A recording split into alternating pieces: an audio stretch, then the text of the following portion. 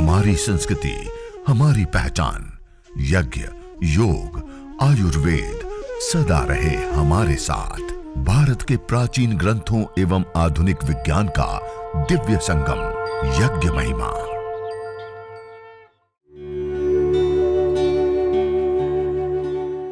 भारतीय संस्कृति में यज्ञ, योग एवं आयुर्वेद जैसी अमूल्य विद्याएं हैं, जिसका मूल है वेद।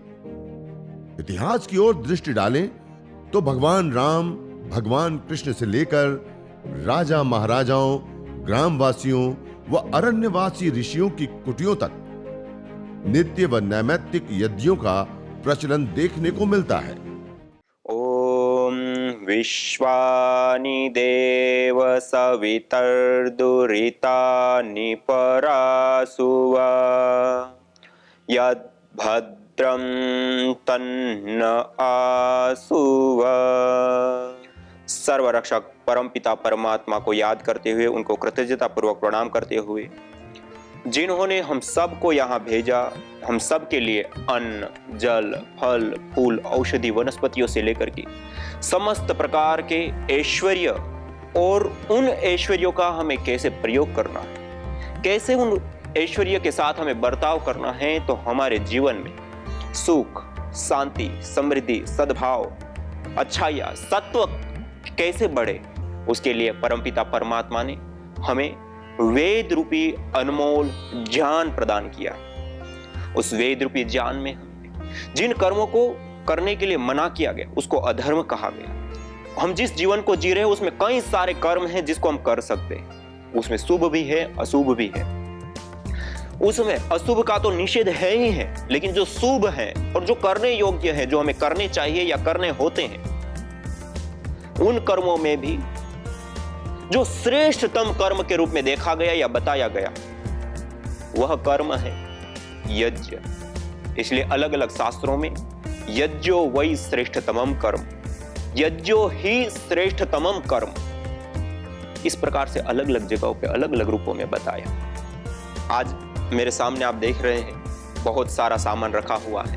तो यज्ञ करने के लिए सामान्य जिन जिन चीजों की हमें आवश्यकता होती है और उसकी क्या स्थिति होनी चाहिए, आदि आदि विषयों के ऊपर जानने के लिए हम शुरुआत करते हैं। पहला, यज्ञ करने के लिए, हवन करने के लिए, अग्निहोत्र करने के लिए हमें आवश्यकता होती है हवन कुंड की। ये आपके सामने मैंने रखा हुआ है, यह हवन कुंड।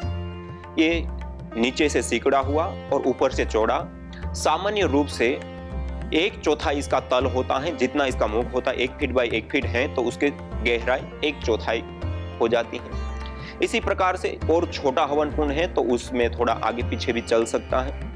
यह अलग अलग धातुओं का हम बना सकते हैं, मिट्टी का बना सकते हैं, भूमि पे भी बना सकते हैं। इससे अतिरिक्त लोहा, तांबा से लेकर के अलग अलग जो भी हमें धातु प्राप्त होती है उनका बना सकते हैं। लेकिन यह जो तांबे से बनाया हुआ जो पात्र होता है वो विशेष करके लाभकारी होता है, क्योंकि ताम्र पत्र के ऊपर किसी भी प्रकार का बैक्टीरिया आदि विशेष रूप से जीवित नहीं रहते हैं। तो वैसे हम हवन कुंड प्रतिदिन जो लोग यज्ञ करते हैं सामान्य रूप से हम देखें तो प्रतिदिन वो नहीं धोते। तो यदि हम इस तांबे का हवन कुंड प्रयोग करते हैं और यदि प्रतिदिन नहीं भी धोते हैं तब भी यह हमें धोए जैसा शुद्ध रूप में हमें देखने को मिलता है। क्यों? क्योंकि इसके ऊपर कोई बैक्टीरिया आदि रहते नहीं है जीवित। इसलिए हम प्राचीन काल में भी देख सकते हैं, जैसे प्राचीन काल में दरवाजों की कुंडी आदि से लेकर के ऐसी चीजें जहां बार बार और ज्यादा लोगों का छूने का होता है वह ताम्र की बनाई जाती। क्यों? क्योंकि उसके ऊपर हमारे हाथ में बैक्टीरिया होते हैं, हमने एक जगह पे छुआ वहां पे भी चिपक गया, तो वो तांबे की जब कुंडी आदि होती है तो उसको हम छूते हैं तो उसमें जो बैक्टीरिया चिपका वो थोड़ी देर में नष्ट हो जाएगा और वो शुद्ध हो जाएगा। तो ये विशेष एक विज्ञान के आधार पर हमारी शिल्पकला आदि में विशेष रूप से उसका प्रयोग किया जाता है। तो ये ताम्र धातु का हम प्रयोग विशेष रूप से कर सकते हैं। बाकी इससे अतिरिक्त हम कोई भी धातु का हवन कुंड ले सकते हैं, ऐसा नहीं कि ताम्र धातु ही हो। लोहा है या अन्य जो टीन आदि अलग अलग धातुएं होती हैं या मिट्टी का है उसका भी हम प्रयोग कर सकते हैं। हमारे पास एक छोटी सी ऐसी थाली नीचे रख ली हमने, उसके बाद ये छोटा सा स्टैंड बना हुआ है, ऐसा कोई स्टैंड रख दिया। और स्टैंड भी नहीं है तो हम घर में करें तो उल्टी एक थाली रख दी और उल्टी थाली रख करके उसके ऊपर, क्योंकि आपका जो नीचे का फर्श है वो गर्म नहीं होगा, वो उल्टी थाली रख करके और उसके ऊपर आप पात्र ऐसा रख करके रख सकते हैं। और यदि हवन कुंड नहीं है तो सीधा ही आप थाली रखिए, थाली के अंदर छोटे छोटे कंकड़ लीजिए, उनको पानी से अच्छे से धो लीजिए और उसको रख दीजिए। उसके बाद थोड़ी सी रेत लीजिए, उस रेत को भी अच्छे से धो दीजिए, उसको रख दीजिए और उसके ऊपर आप थोड़ा सा गौमूत्र आदि का छिड़काव करके उसको पवित्रकरण शुद्धिकरण करके वो थाली आपकी तैयार होगी। इसको स्थांडिल बोलते हैं। उसके ऊपर भी आप इस यज्ञ को संपन्न कर सकते हैं। और बाकी ये सामान्य रूप से समाज में ये छोटा सा पात्र सब जगह पे उपलब्ध है। दूसरा, जल सिंचन के लिए जब हम यज्ञ करते हैं तो वेदी के चारों दिशाओं में हम जल का सिंचन करते हैं, तो उसके लिए हमें विशेष करके ऐसा एक छोटा सा ताम्र का लोटा, वैसे हमारे घर में स्टील आदि का है तो वो भी चल सकता है, लेकिन पानी के लिए उत्तम माना गया है ताम्र धातु। ताम्र धातु के अंदर रखा हुआ जो जल है वह जल पवित्र होता है, शुद्ध होता है, बैक्टीरिया वायरस आदि से मुक्त होता है। अर्थात हम ऐसा छोटा सा एक ताम्र का लोटा ले ले, यदि हम प्रतिदिन यज्ञ करें तो बहुत ही अच्छा होता है। ये चारों ओर जल सिंचन आदि क्रियाएं करने के लिए विशेष करके उपयोग में आता है। दूसरा, ये हमारे पास और एक छोटा सा जल पात्र रखा हुआ है। इस जल पात्र के अंदर हमने पानी रखा हुआ है। एक ऐसी छोटी सी एक चम्मच है जो आचमन आदि करने के लिए, हथेली में जल लेने के लिए विशेष करके लाभकारी हो। तो ऐसा कोई भी आप पात्र ले, यदि ताम्र का है तो अच्छा है जल का पात्र, यदि ताम्र का नहीं है तो आप कोई भी अपने घर के अंदर छोटा ग्लास, चम्मच, कटोरी होती है तो उसका भी आप प्रयोग ले सकते हैं। दूसरी एक छोटी सी प्लेट और आप अलग से ले सकते हैं, क्योंकि जब हम आचमन, अंग स्पर्श आदि क्रियाएं करेंगे तो उस क्रियाओं को करने के बाद इस पात्र के अंदर जब हस्त प्रक्षालन करेंगे, हाथ को धोएंगे, तब उस जल को इस पात्र के अंदर हम डालते हैं। तो ये छोटा सा एक पात्र अलग से भी हम रख ले और ये आचमन के लिए हम एक पात्र। आगे एक ऐसा छोटा सा कोई भी दीपक, दिया जिसको हम कहते हैं, जो हम अग्न्याधान करेंगे उससे पहले जब दीप प्रज्वलन किया जाता है और दीप प्रज्वलन पूर्वक फिर हम अग्न्याधान करते हैं। ये दीपक एक छोटा सा कोई भी आप, क्योंकि घी का जो पात्र होता है वो यदि तांबे का ना हो तो अच्छा, क्योंकि तांबे के अंदर वो तुरंत गर्म भी ज्यादा जल्दी से होता है और दूसरा घी उसमें ज्यादा देर रहने से उसमें जो विशेष रूप से परिवर्तन आते हैं उसके कारण से वह द्रव्य सही नहीं रहता है। तो घी का जो पात्र हो तो वह या तो हम पीतल का रखें और विशेष यदि हम रखना चाहें तो कांसे का उत्तम पात्र माना गया है घी के लिए। पानी के लिए उत्तम पात्र माना गया है ताम्र पात्र, तो हम कांसे का पात्र भी घी के लिए ले सकते हैं। तो दीपक भी हम पीतल का या कांसे का तो वैसे आता नहीं, तो हम पीतल का दीपक ले सकते हैं। उसमें छोटी सी एक बाती, ये जो मेरे सामने आप देख पा रहे हैं, इस प्रकार से छोटी सी एक बाती बना करके, और उस बाती को हम दीपक के अंदर इस प्रकार से हम लगा देते हैं ऐसे बीच में और फिर रख देते हैं। दूसरा, एक ऐसा चम्मच, इसको श्रु बोलते हैं, श्रुआ बोलते हैं, जिसके आगे अंगुष्ठ के बराबर गड्ढे वाली एक छोटी चम्मच होती है और लंबी सी डंडी होती है आवश्यकता अनुसार, और इसमें हम घी की विशेष रूप से आहुति देते हैं। और इसको पकड़ने का एक विशेष ढंग होता है, हम ऐसे नहीं पकड़ते इसको, सामान्य रूप से लोग ऐसे पकड़ करके ऐसे करते नहीं, इसको हमें पकड़ना है जैसे हम पेन पकड़ते हैं। पहले पेन जैसे पकड़ते ऐसे हमने पकड़ लिया, ये मैंने पेन जैसे हम लिखते हैं इस तरीके से पकड़ लिया। अब ऐसे पकड़ने के बाद ये प्रथम उंगली को ऐसे सीधा कर दीजिए।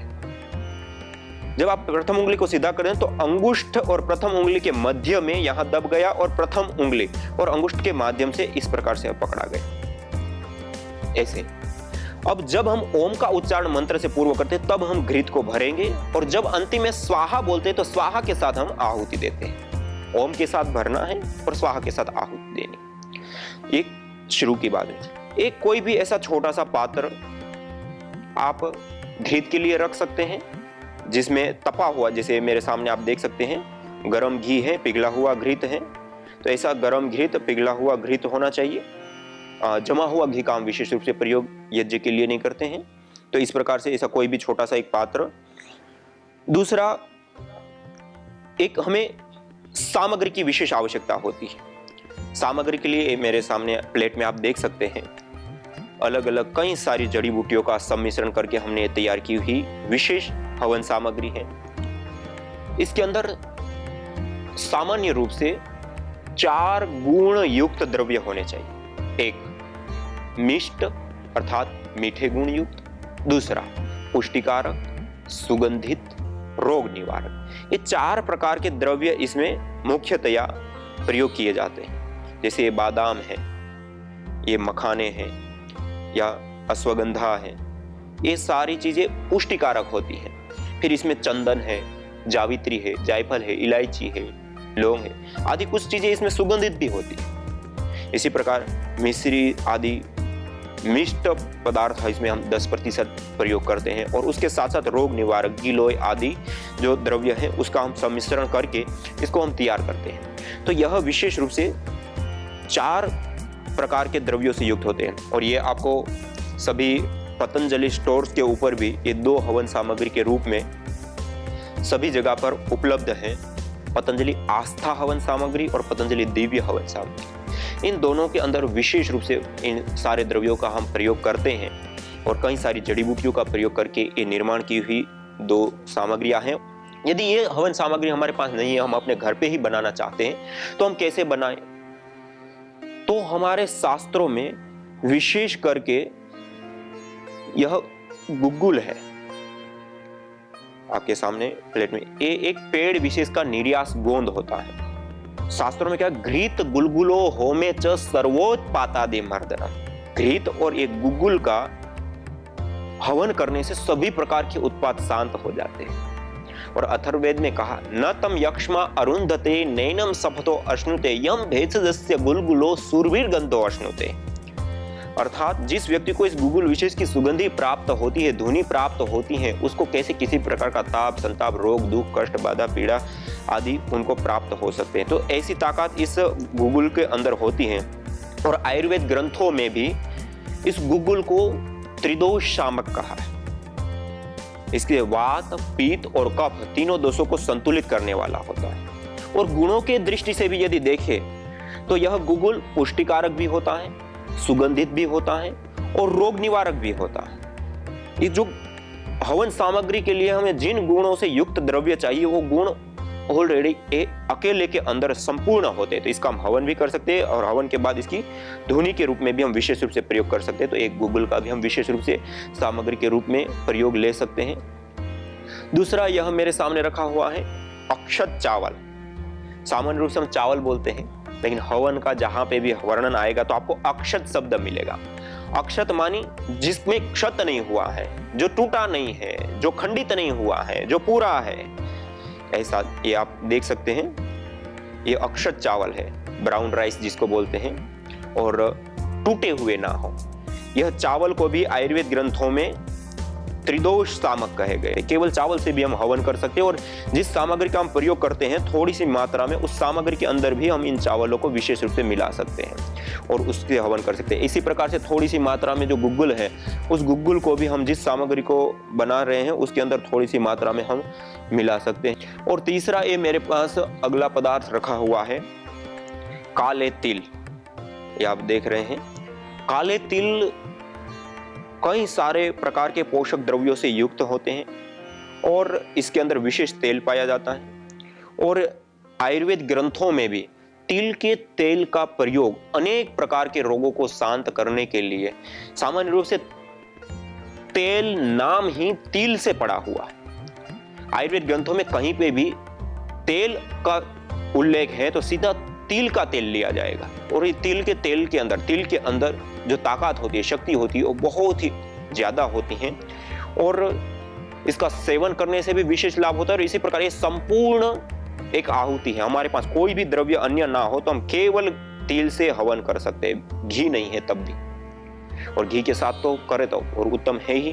तो ये विशेष काले तिल भी, और उसको भी हम थोड़ी सी मात्रा में जो हम सामग्री भी तैयार करते हैं तो उसमें भी हम थोड़ी सी मात्रा में ऐसे मिला सकते हैं। तो ये कुछ मुख्य द्रव्य काले तिल, चावल, गुग्गुल और उससे अतिरिक्त यह गाय का घी।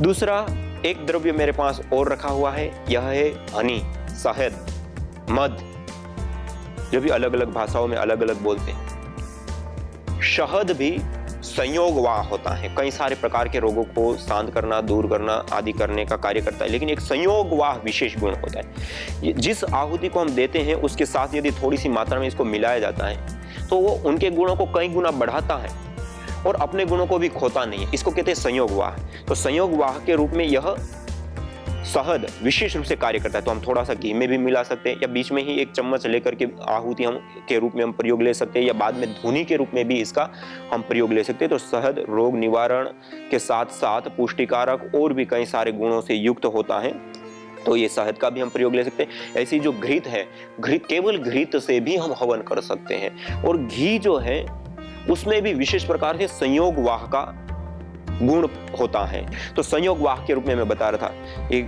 शहद का भी विशेष रूप से संयोग वाह के रूप में प्रयोग होता है, गाय के घी का भी विशेष रूप से संयोग वाह के रूप में प्रयोग होता है, और जो तिल मैंने बताया, तिल के तेल का भी इसी प्रकार से संयोग वाह के रूप में प्रयोग होता है। इसीलिए आयुर्वेद में बहुत सारे प्रकार के जो तेल बनाए जाते हैं अलग अलग रोगों के लिए, उसमें भी मुख्य द्रव्य तिल का तेल होता है, और उसके बाद उसमें अलग अलग औषधियां पकाई जाती हैं और उसको बनाया जाता है। इसी प्रकार त्रिफलादि घृत से लेकर अनेक प्रकार के घृत भी आयुर्वेद ग्रंथों में जो बनाया जाता है वो इसी गुण के कारण बनाया जाता है कि इस सामान्य रूप से जो हमें प्राप्त गाय का घी है, उस गाय के घी के अंदर अलग अलग औषधियों को पका करके उसको उस घी को सिद्ध किया जाता है, तो उसके गुणों को वो कई गुना बढ़ा देता है। तो इस प्रकार गाय का घी है, शहद है, और एक गुग्गुल भी इसी काम में विशेष रूप से आयुर्वेद ग्रंथों में लिया जाता है, क्योंकि बहुत सारी प्रकार की जो वटियां बनाई जाती हैं उन वटियों के अंदर एक तो उसको बांधने का काम तो गुग्गुल करता ही करता है, लेकिन उसके साथ साथ उनके गुणों को भी बढ़ाने का, अपना गुण तो है ही है उसका रोग निवारक, लेकिन उसके साथ साथ उनके गुणों को भी विशेष रूप से बढ़ाने का कार्य करता है। इसलिए आयुर्वेद ग्रंथों में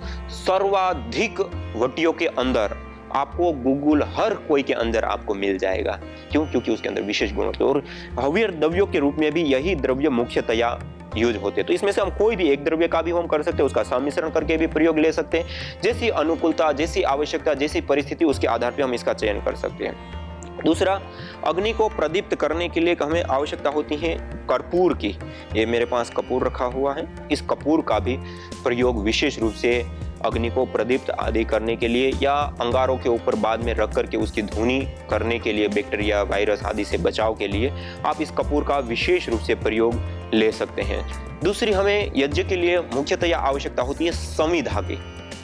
समिधा अर्थात सम्यक ईंधन, श्रेष्ठ ईंधन, अच्छा ईंधन, अर्थात हम लकड़ी कह सकते हैं सामान्य भाषा में, और शास्त्रीय भाषा में, वैदिक भाषा में इसको समिधा कहते हैं। समिधा के रूप में हम कई सारी, ये आपके सामने रखी हुई समिधाएं हैं, आज आपको दिखाने के लिए मैं ले आया हूं। तो ये है पीपल की समिधा। पीपल की समिधा विशेष करके ऑक्सीजन देने वाली होती है। इसको जब हम जलाते हैं तो जलने के बाद अच्छे से पहले तो जल जाती है, और जलने के बाद अवशेष के रूप में कुछ नहीं बचता है इसका, अर्थात कोयला आदि नहीं बचता है, और सीधी राख बन जाती है। सर्वोत्तम समिधा के रूप में यह विशेष रूप से पीपल की समिधा को देखा गया है या उपयोग के लिए लाया गया है। पीपल की समिधा के बाद ये हमारे पास दूसरी समिधा रखी हुई है, बरगद की समिधा है।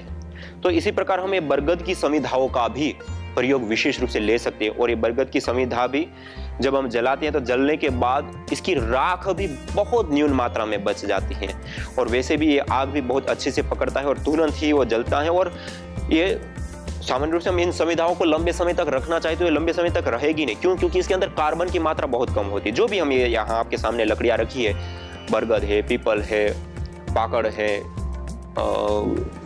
और अलग अलग जो भी बिल्व है, जैसे ये मेरे सामने रखी हुई है, ये बिल्व की समिधा है।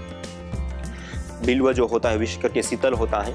तो रोगों के अनुसार भी समिधाओं का चयन हमारे शास्त्रों में वर्णन है। लेकिन अभी सामान्य जो दैनिक यज्ञ हम करेंगे तो उसमें कौन कौन सी समिधा, तो ये है हमारे सामने बिल्व की समिधा है। इसी प्रकार ये हमारे पास है पलाश की समिधा, जिसको टेंचू बोलते हैं। तो ये पलाश की समिधाओं का भी हम विशेष रूप से प्रयोग कर सकते हैं। और यह है हमारे पास गाय के गोबर की समिधा, काउ डंग स्टिक। गाय के गोबर को लेकर के उसके अंदर कुछ विशेष जड़ी बूटियों का चूर्ण करके बना करके उसके साथ मिक्स कर देते हैं, और फिर मशीन के माध्यम से एक शेप विशेष दे देते हैं और सुखा देते हैं। तो ऐसी स्टिक बन जाती है समिधा टाइप की, लकड़ी टाइप। और इसको हम जब जलाते हैं तो साइंटिफिक रूप से भी महाराष्ट्र में, एक गुजरात में और कानपुर यूनिवर्सिटी में, 3 जगहों पे अलग अलग जगह पे अनुसंधान होकर के ये बात सामने आई है कि हम सामान्य लकड़ी को जब जलाते हैं और सामान्य लकड़ी के साथ जब हम इस लकड़ी को जलाएं तो सामान्य लकड़ी के हिसाब से इसके अंदर 2.5 गुना ज्यादा एफिशिएंसी होती है। ये कुछ सामान्य बातें आपके सामने रखी जो यज्ञ के लिए हमें अत्यंत आवश्यक होती है। अब ये तो सामान्य चीजें हो गई। दूसरी अब हमें एक विशेष आवश्यकता होती है कि अब विधि और मंत्र किसका चयन करें, कैसे करें। तो अब उस विधि के लिए, मंत्र के लिए हमने यह एक पूज्य स्वामी दयानंद सरस्वती जी ने जो हमें एक विधि प्रदान की है, उस विधि को ध्यान में रखते हुए एक प्रपत्रक बनाया है। इस पत्रक में हमने यज्ञ की जो महिमा परक कुछ बातें हैं उसको दर्शाते हुए भी कुछ चीजें बताई हैं, और उसके साथ साथ पूरी हमें कैसे इस दैनिक यज्ञ को, हवन को, अग्निहोत्र को हमें करना है, इस विषय में जो उसके मंत्र आदि हैं उसकी विशेष रूप से इसमें विधि प्रदान की है, जो स्वामी दयानंद सरस्वती जी ने हमें 16 आहुतियां प्रदान करने के लिए कहा है। उसका इसमें विशेष रूप से समावेश है। तो आप कोई भी, अभी सभी पतंजलि स्टोर्स के ऊपर दैनिक नित्य कर्म विधि करके एक छोटी सी पुस्तिका है, उस पुस्तिका को भी आप अपने घर पे ला सकते हैं। इस पत्रक आपको पहुंच जाएगा तो आप उसकी भी फोटोकॉपी निकाल करके आप उसका भी प्रयोग ले सकते हैं। यज्ञ अस्थमा से लेकर कैंसर जैसे जानलेवा रोगों से बचाने के साथ ही तनाव, अनिद्रा व अवसाद आदि मानसिक रोगों को दूर कर शांति व सौमनस्य प्रदान करता है। यज्ञ से विषैली गैसों में भारी मात्रा में कमी आती है व जानलेवा बैक्टीरिया, वायरस, फंगस आदि नष्ट होते हैं एवं रेडिएशन को भी कम करता है। यज्ञ भूमि की उर्वरा शक्ति एवं फसलों में एक्टिव कंपाउंड को बढ़ाता है तथा रोगों की रोकथाम भी करता है। यज्ञ कृषि से उत्पन्न अन्न, फल आदि उत्तम पोषक तत्वों से युक्त एवं स्वादिष्ट होते हैं। यज्ञ उत्तम वर्षा करने वाला तथा जलाशयों का शोधन करने वाला होता है। यज्ञ जड़ एवं चेतन दोनों में सात्विकता का संचार करता है।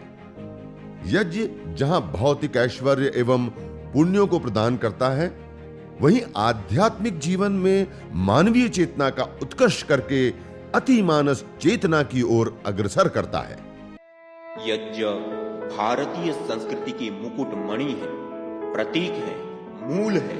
मानव जीवन के हर पहलू के साथ यज्ञ जुड़ा हुआ है, चाहे वह संस्कार, चाहे पूजा पाठ या फिर पर्व से लेकर हर शुभ अशुभ अवसरों में भी यज्ञ करने की सार्वभौमिक, वैज्ञानिक एवं पंथ निरपेक्ष पावनी परंपरा रही है। आइए हम संकल्प लें, संसार के श्रेष्ठतम कर्म यज्ञ को अपनाएं। पिंड और ब्रह्मांड में संतुलन कायम करने वाले यज्ञ को अपने जीवन का अभिन्न अंग बनाएं एवं प्रकृति मां के प्रति अपने ऋणों को अदा करें। विश्व स्वास्थ्य का एक नारा, यज्ञ से होगा जग उजियारा।